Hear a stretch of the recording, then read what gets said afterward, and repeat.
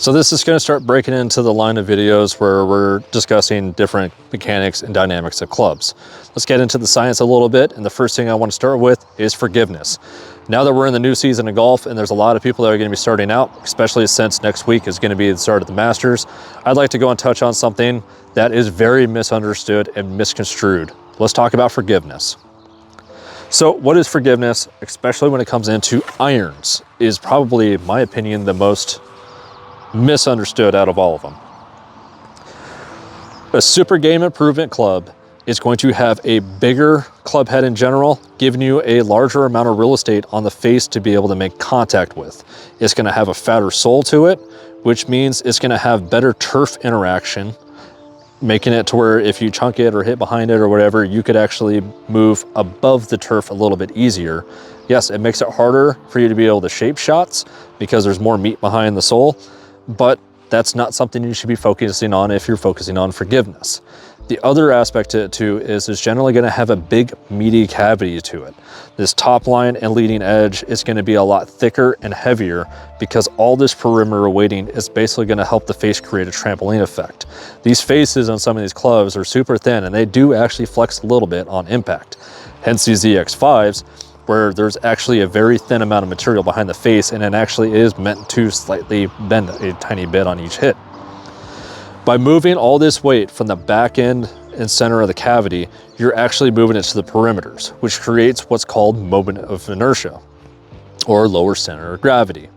By moving that gravity and weight down at the bottom and back with having the weight in the sole, you're changing that launch angle in the face from something that's going to be a little bit lower and flat to it changes your attack angle and launch angle up because this weight is forcing it up.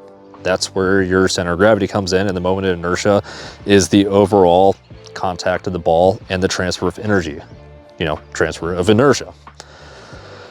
Not every single forgiving club and oversized and super game improvement stuff is actually forgiving. Understand that. The old TaylorMade racks and stuff, those were supposed to be oversized clubs, and those were one of the least forgiving irons that were out there. If you really need that much forgiveness, hybrid irons are a great option to go. There's a brand called 11 that makes a pretty good set that a lot of people basically can't miss with. Just know when you get down to the pitching wedge, you got this giant chunky sole to it because your entire set's hybrids. Cleveland makes the same one. There's a couple other brands that I can't think of off the top of my head, but there's a good number of hybrid irons out there if you need that much forgiveness because they actually bring everything back almost like a part of fairway wood. For those that don't know what they are, it just means that it's a meatier, bigger sole to it, gives you more weight, added flight assistance to it. The difference between game improvements, super game improvements, and players distance irons is they generally have a better lower center of gravity with weight to it. In these ZX5s, you can see there's a mark on it that's supposed to signify that there is tungsten in there to go and give you better weighting down at the bottom to help get that ball up in the air. Hence the reason these irons go so high. When it comes to your fairway woods as well as your driver, the same thing goes into motion, but there's a slightly difference in effect. What is different in that effect is you have a round face. So when you get into your fairway woods and driver, this face is not flat. It actually has a bevel to it. There's some of them out there like TaylorMade and stuff that has a twist face where it actually comes up a little bit on one end and twists down on the other, which is supposed to create what's called a gear effect. The gear effect is, think about it as your center of gravity is back here and down. That's going to cause the ball to want to go up in the angle of attack. If you hit it off the toe, that gear effect and the curved face is actually going to create side spin on purpose to get that ball to curve back in line. That's if you hit it towards the toe. The opposite is said for the heel. It's supposed to get it to go and basically go to a fade. That's how your fairway woods create that extra forgiveness by creating what's called gearing. The other part that fairway woods make it easier for you to get the ball higher up in the air is the fact that you have more material on the sole of it. A lot of these are generally made out of steel. Some of them are made out of carbon fiber and some of them are made out of titanium to go and create a lighter, thinner crown to it to put the weight lower to help assistance in the ball get up. Hence the reason fairway woods are going to be the way that they are and shaped and in size, to help you hit the ball high, but keep it low at the same time, so you can get that maximized penetrating flight to get further distance and rollout. When you get into your drivers, there's a couple different aspects that plays a little bit different. Again, same thing applies to fairway woods on the same note. You have two options that's going to play a big part. So again, you're gonna have different weighting on them. This one for the standard ZX5 is gonna be weighting in the back. If you go with low spin drivers, the weight is in the front.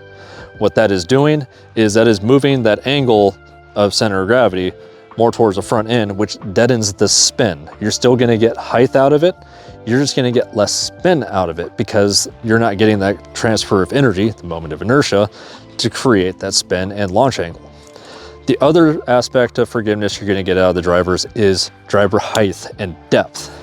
So one of the reasons I usually stick to Srixon and Cleveland is they have thinner faces to them. It's a shallower face from the top to the bottom. It usually ends up being a little bit longer. Yes, it is a 460cc driver. They all have the same volume, but it has a slightly longer face to it. I don't have an issue necessarily on where I'm hitting on the face. When it comes to the length, I have an issue hitting it when it comes to the height. If I wanted a higher face driver with a shallower toe to it, the Wilson Staff Dynapowers are actually a fantastic option in that category, as well as some of the Pings and Callaways have taller face drivers instead of shallower faces.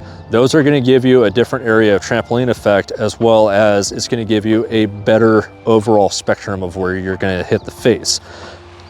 The benefit of drivers for forgiveness versus your fairway woods is the faces on these are actually gonna be really thin. They are gonna be flexible. I wish I could get my hands on an original launcher. That face was so flexible, you would hear a pop on it when you would hit it, and it almost sounded like a soda can or something. It was trippy. But even these have dual face on it. There's a face here in the front, and there's one on the inside because of the flex and the energy that's rebounding off of it. These faces will flex a little bit when you hit them. Same thing, the face is slightly rounded just a little bit to go and give you that gearing effect on it. The bigger club head has a bigger gearing effect and a further back lower center of gravity, meaning easier to launch. So hopefully when you're starting to look at new clubs and stuff, and you're actually trying to get into particular clubs in general and not just buying a bulk set that's already pre-built, you know, Top Flight, the Wilson, not Wilson Staff, just a standard Wilson brand, or Strata, Styx, Robin, I believe is one of the other ones. If you're looking at buying specific clubs and you are still learning or you need the forgiveness, this is the things to look for. Not everybody needs forgiving clubs to play better. I actually play players distance and players irons because the bigger club head that I have, I feel like I lose the ball. Having a smaller face to it, yes, I have a tendency to hit a little bit more towards the toe, but it forces me to actually play better because I don't have that much real estate to go off of.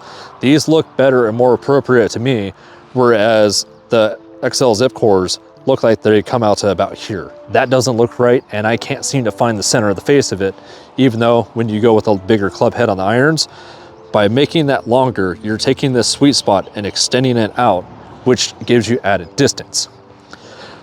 Last thing I want to touch on with that part for your irons, having the cavity back and this weighting around the top and the toe, as well as the rest of the perimeter weighting, means your sweet spot is expanded. That weight around the edges means if you don't hit it in the center, you hit it more towards the sides or whatever, that still helps give you that distance to fly roughly as far as you normally would have if you hit it pure in the center.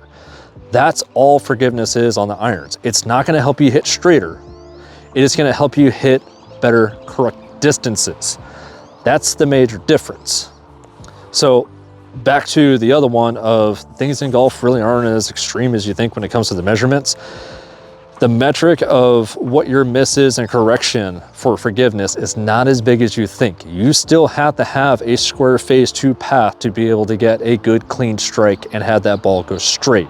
We don't all hit the ball straight. The pros don't hit the ball straight. They just hit it straighter. The goal in golf is to hit consistent.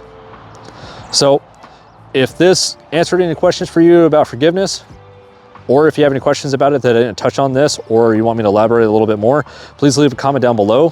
Please like and subscribe if you want to see more content like this. Keep it in the fairway. Have a good one.